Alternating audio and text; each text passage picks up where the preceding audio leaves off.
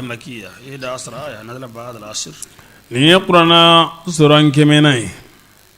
تنانا دو جيغليلا آيان تان كلمة بيناني حرف كميني بيروناني أتوقع يكو آدياتي سوبو لبغاو أجيرا مكاندي. بسم الله الرحمن الرحيم. والآديات نغلاني سوبو لبغاوي صبحا kono mangambola والموريات ani meneni gelawe قدحا be tasmala nun doro yegoni fal muriyati cheuka plan kelela ha fal mu'irati ani yere gelaw صبحا so madala kelekelaw min bi kele boli juguga so madala ya waratu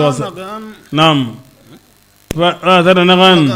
we puser wuli به ni yoro nye فوسطنا جمعا we jamagulu jamanjigangya به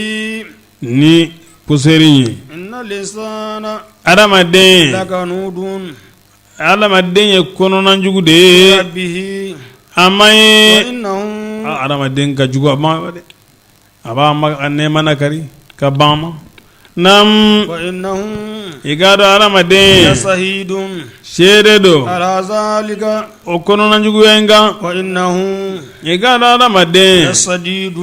kagele لحب الغير hera ka kanuye أفلا يعلم adamaden di duniya de wa أبو أثر ما tuma min n'u ye fɛn yɛrɛkɛ بالقبور min bɛ kaburu la وأصل ما n'u ye fɛn banga jagoya la في صدور min bɛ disiw la dusukun kɔnɔna إن na ربهم kafiriya ni limaniya min b'a la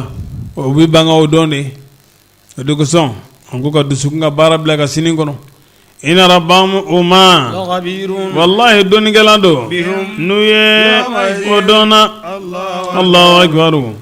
wala ilaha illallah wallahu akbar walillahi alhamdu